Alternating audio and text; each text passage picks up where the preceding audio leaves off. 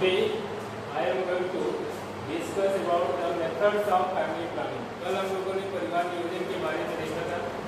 परिवार नियोजन है क्या और गवर्नमेंट के द्वारा जो ड्राइव चलाई जा रही है परिवार को चलाने के लिए, रेगुलेट करने के लिए, नियंत्रित करने के लिए, जनसंख्या वृद्धि को रोकने के लिए गवर्नमेंट के द्वारा ढेर सारे प्रोग्राम चलाए जा रहे हैं फैमिली प्लानिंग के लिए, परिवार नियोजन के लिए। आखिरकार परिवार नियोजन के लक्ष्यों को कैसे प्राप्त किया जा सकता है, उसके लिए कुछ परिवार नियोजन के उपाय सुझाए गए हैं, कुछ विधियां हैं जिनको अपना करके हम परिवार को यानी फैमिली की साइज को नियंत्रित कर सकते हैं। तो बढ़ती हुई जनसंख्या को कम करने में अपना योगदान देने के लिए परिवार की साइज को एक लिमिट में रखना, एक निश्चित सीमा में रखना अति आवश्यक है, जिसके लिए विभिन्न उपायों पर फोर्स किया गया है, ध्यान आकर्षण किया गया है। इन्हीं परिवार नियोजन की विधियों में एक विधि है बंध्याकरण। कौन कौन से विधियां हैं जिनके अंतर्गत हम परिवार को नियोजित कर सकते हैं? परिवार के नियोजन का सिंपल सा एक मतलब है गर्भधारण को रोकना।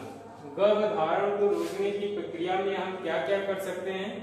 उसमें पहला है बंध्याकरण, स्टरलाइजेशन। स्टरलाइजेशन या बंध्याकरण में क्या है कि बांध देना, बांधने का काम करना। किसको बांधने का काम करना? उन नलिकाओं को बांधने का काम करना जिनके द्वारा अंडाणु या शुक्राणु जो है वह जनन वाली जगह पर, निषेचन वाली जगह पर पहुंचते हैं। निषेचन वाली जगह तक पहुंचने से रोकने के लिए यदि हम उनको रोक दें तो निषेचन की प्रक्रिया संभव नहीं हो पाएगी और गर्भधारण की प्रक्रिया आगे नहीं बढ़ेगी। इस कार्य को संपन्न करने के लिए नर में वृषण के ठीक ऊपर जो नलिका निकल करके शुक्राणुओं को प्रोस्टेट ग्लैंड के पास शुक्राशय में ले आती है, वास डिफरेंस, शुक्रवाहिका को हम क्या करें? काट दें। वैसे मतलब वैसे वास डिफरेंस शुक्रवाहिका। डेक्टोमी टर्म का यूज होता है टू कट डाउन, किसी चीज को काट कर अलग करना। तो बाइसेक्टोमी वास डिफरेंस को कट करना यानी अलग करना, काट करके उसके दोनों सिरों को लाइगेट करना, बांध देना, ये कहलाता है vasectomy, to dissect the vas deferens. दूसरा मेथड है कि महिलाओं में इस प्रक्रिया जो पुरुषों में की जाती है इसको बोलते हैं नसबंदी, क्योंकि इनकी नस काट करके उसे बांध दिया गया है, ये हो गई नसबंदी। दूसरा है ट्यूबेक्टोमी, नलबंदी।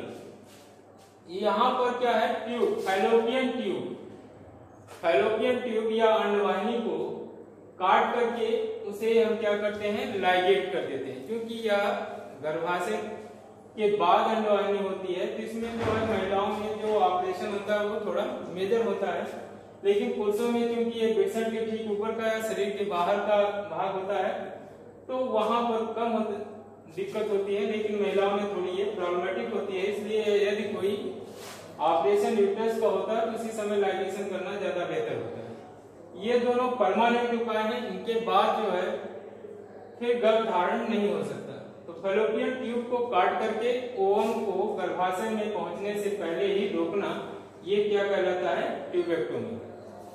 इसके अलावा दूसरी विधि है हार्मोनी गर्भ निरोधन। हार्मोन के आधार पर बनने वाली दवाइयों का प्रयोग करके गर्भधारण की प्रक्रिया को रोकना। तो कौन से हार्मोन है जो गर्भधारण के लिए महत्वपूर्ण है? उसमें है प्रोजेस्टेरॉन और एस्ट्रोजन।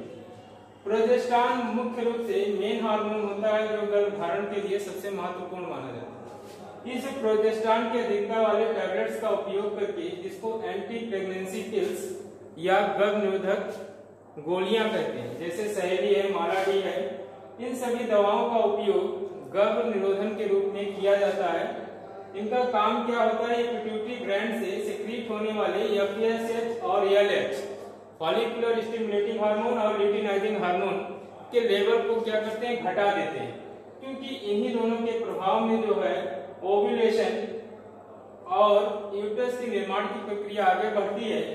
गर्भधारण के लिए। तो जब इनका लेवल गिर जाता है तो अंडाशय से ओवम के रिलीज होने की जो प्रोबेबिलिटी होती है वो शून्य हो जाती है या कम हो जाती है, जिसके कारण जो है गर्भधारण नहीं हो पाता है। तो मेन इनका फंक्शन है कि टू मिनिमाइज या to lowering the secretion of pituitary. किसका सेक्रेशन कम करेंगे? FSH और LH का। इसके अलावा एंटी प्रेगनेंसी पिल्स के अलावा दूसरा है एक इंजेक्शन आता है जो कि गर्भधारण की प्रक्रिया को रोकता है। 3 महीने तक यह सक्रिय रहता है। 3 महीने तक अगर एक बार इंजेक्शन लगवाते हैं तो 3 महीने तक गर्भधारण नहीं होता है। ये भी प्रोजेस्टेरॉन बेस्ड हार्मोन है। तो प्रोजेस्टेरॉन बेस्ड हार्मोन को जो है इंजेक्शन के माध्यम से अगर इंजेक्ट कर दिया जाए तो 3 महीने तक प्रेगनेंसी नहीं होती है। इसका नाम है डेको-प्रोवेरा। डेको-प्रोवेरा नामक एक इंजेक्शन बनाया गया है प्रोजेस्टेरॉन हार्मोन का, जिससे 3 महीने तक प्रेगनेंसी को रोका जा सकता है। एक अलग विधि है नॉट-प्लांट कैप्सूल। इस कैप्सूल को यौन के पास स्किन के नीचे ऑपरेट करके लगा दिया जाता है। तो इस कैप्सूल के प्रभाव में गर्भधारण की प्रक्रिया आगे नहीं बढ़ती। यह भी क्या करता है? ओवम के स्पर्म को रोक देता है और स्पर्म की गति को धीमी कर देता है। तो नॉट-प्लांट कैप्सूल के प्रभाव में भी गर्भधारण की प्रक्रिया संपन्न नहीं हो पाती। यह विधि जो है 6 महीने तक वैलिड रहती है। तो यहाँ पर हम देखते हैं कि 2 विधियों का जिन पर हमने अभी फोकस किया है, प्रकाश डाला है, वो है एक बंध्याकरण परमानेंट मेथड है और दूसरा है टेम्पररी मेथड हार्मोनल कॉन्ट्रासेप्शन। बाकी विधियों पर चर्चा हम लोग कल करेंगे। Thank you. धन्यवाद, बहुत अच्छा।